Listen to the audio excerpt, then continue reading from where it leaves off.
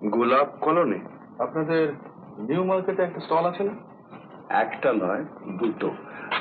হ্যাঁ, একটা হলো আপনার ফুলের, আর আরেকটা হলো ডেয়ারি প্রোডাক্টস।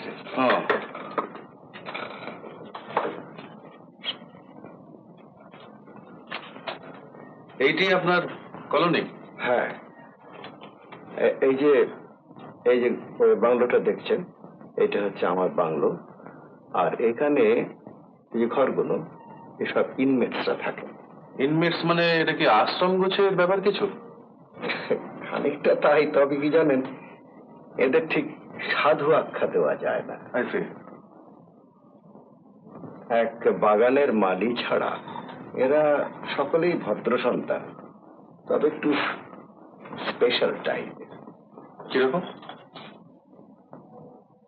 এদের হয় শারীরিক ডিফেক্ট আছে কারু কারু, আর নয়তো এমন সব গরিব কার্য করেছেন যাতে অন্য কোথাও সংস্থান হওয়া সম্ভবপর নয়। Criminals and social outcast.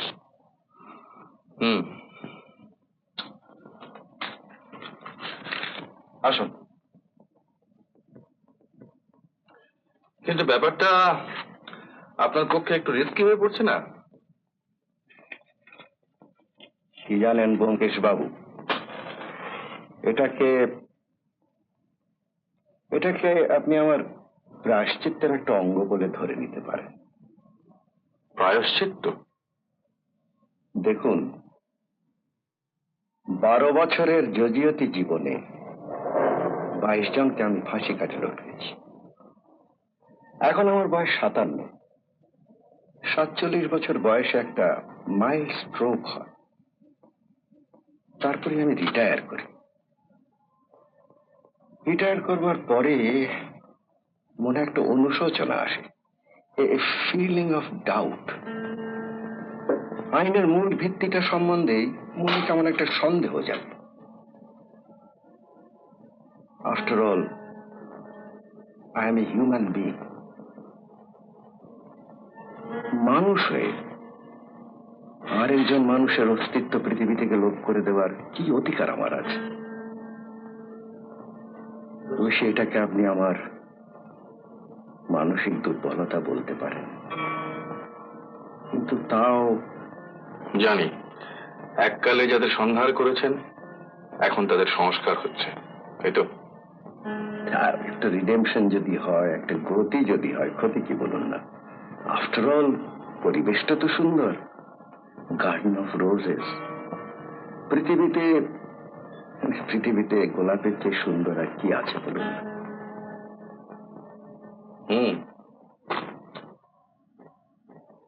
অবশ্যই গোলাপেরও কাঁটা আছে, আর আপনি হয়তো সেই কাঁটার ব্যাপারেই আমার কাছে এসেছেন।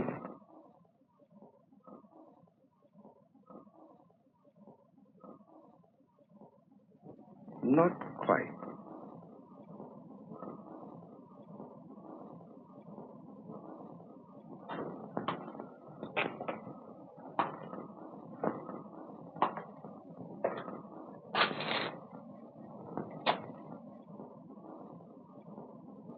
ব্যোমকেশ বাবু, একবার ঘুরে আসবেন নাকি আমার ওখানে?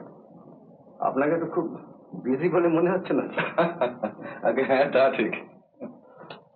তাহলে ঘুরেই আসুন না, চল, ভালো লাগবে, নতুন এক্সপেরিমেন্ট তো।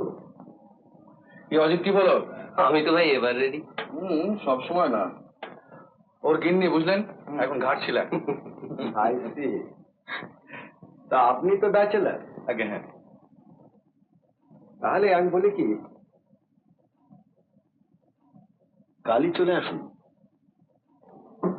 ওই 8:35-এ, বুঝলেন? 8:35-এ শিয়ালদা থেকে একটা কনভিনিয়েন্ট ট্রেন আছে, আর স্টেশনে আমার গাড়োয়ান মুশকিল মিয়া ভ্যান নিয়ে রেডি থাকবে, আপনাদের কোনো অসুবিধা হবে না।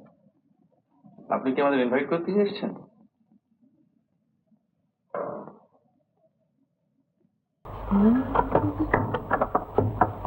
নমস্কার। নমস্কার। ভেতরে আসতে পারে?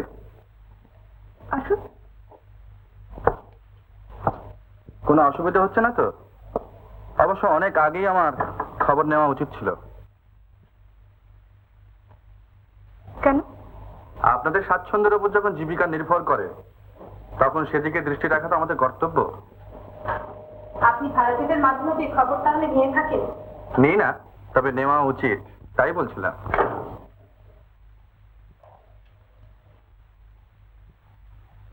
এখনো কিছু অসুবিধা হচ্ছে না, তবে পরে হবে কিনা ঠিক বলতে পারছি না। আপনার আগের 2 মাসের টাকা। টাকাটা আজই পাবো ঠিক আশা করিনি। যাই হোক, ভালোই হলো, অভাবের সময়। এবার আপনি বসুন। আপনার আর কিছু বলার আছে? বলবো। আমি তো ঠিক টাকার তাগিদা করবার জন্য এখানে আসেন।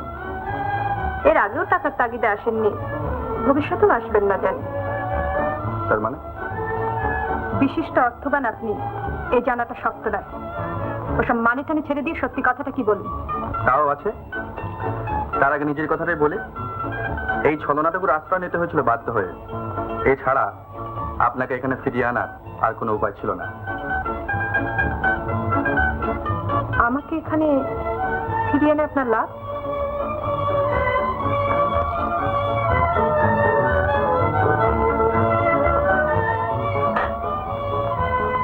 চমৎকার। আপনি এঁকেছেন বুঝি?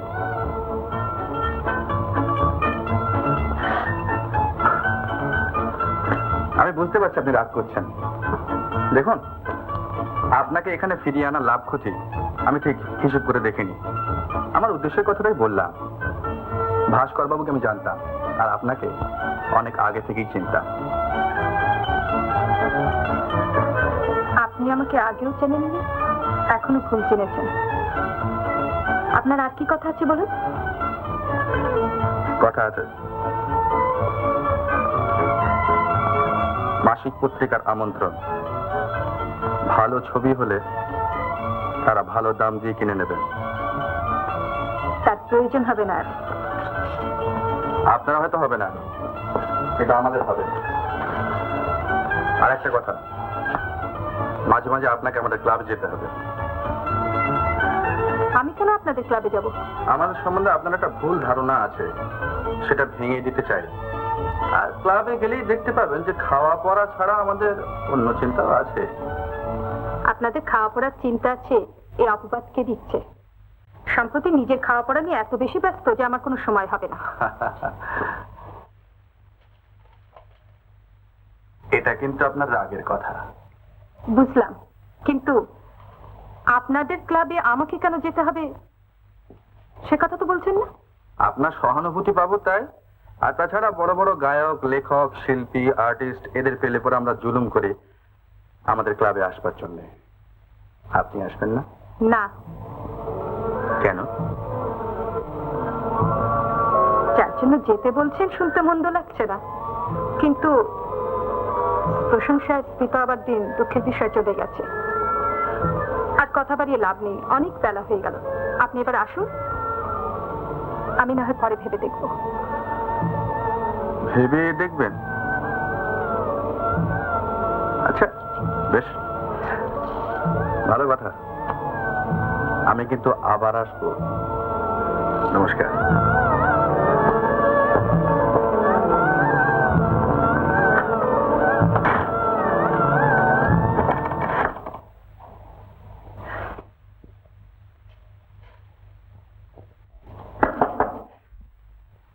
এত সবের পরেও আশা করছি আবার আপনার দেখা পাবো। কটন চেম্বারের এক্সিবিশনে শাড়ি পাঠাবার কথা মনে আছে তো? আপনি বড় না হলে আমি কিন্তু ছোট হয়ে যাব। আর 7 দিন পরে দেবোত্থান একাদশী। দেউঠি আলিয়ারতে মেলা শুরু হবে শ্রাবণ নদীর ধারে। আমার ভারী ইচ্ছে দেবতার আশীর্বাদ নিয়ে সেদিন আপনি আপনার কাজ শুরু করেন। আসবেন, আসবেন তো? আমি কিন্তু অপেক্ষায় থাকবো। যশোদা।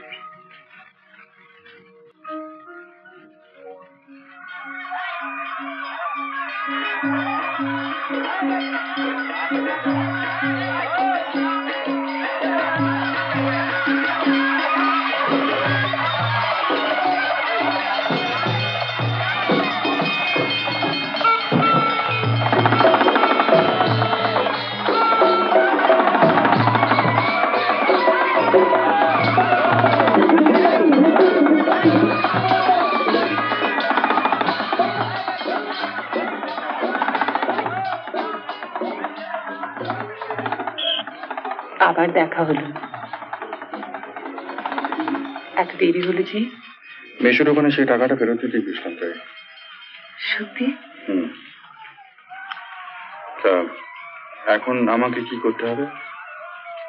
সাবরমতীতে স্নান করে পুজো দিতে হবে।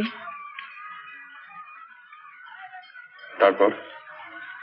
বাড়ি ফিরে গিয়ে এক্সিবিশনের শাড়িতে হাত দিতে হবে। হাত দিতেই হবে? বাহ, আপনি আমাকে কথা দিয়েছিলেন, মনে নেই? আমার উপরে এই অনুকম্পা কেন জিজ্ঞেস করতে পারি কি? অনুকম্পা? তোমাকে অনুকম্পা করবো আমি? এতদিনও আমার যথেষ্ট শিক্ষা হয়নি বলতে চাও? আর তাছাড়া কেনই বা তা করবো? নিজের যোগ্যতায় তুমি তোমার দাবি আদায় করে নেবে, সেটাই তো হবে তোমার সবচেয়ে বড় জয়।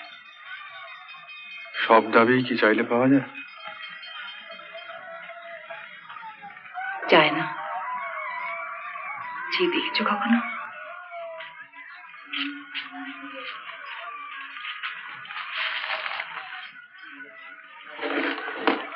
এটা কি?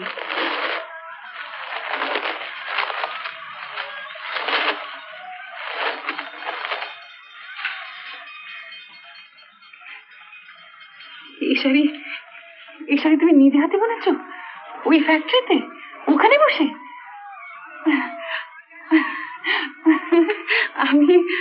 আমি ভাবতেও পারছি না। এটা এটা তুমি নিশ্চয়ই এক্সিবিশনে পাঠাচ্ছ? না, এটা তোমার। আমার? এই শাড়ি আমার? এটা কালই শেষ করেছি। আজ ঠাকুরের পায়ে স্পর্শ করে তোমাকে উপহার দেব।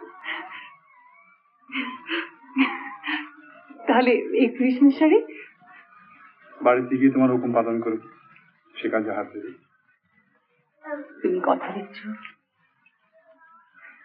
তুমি দেখো, আমার পুজো কখনো মিথ্যে হবে না। তুমি অনেক বড় হবে, অনেক বড়।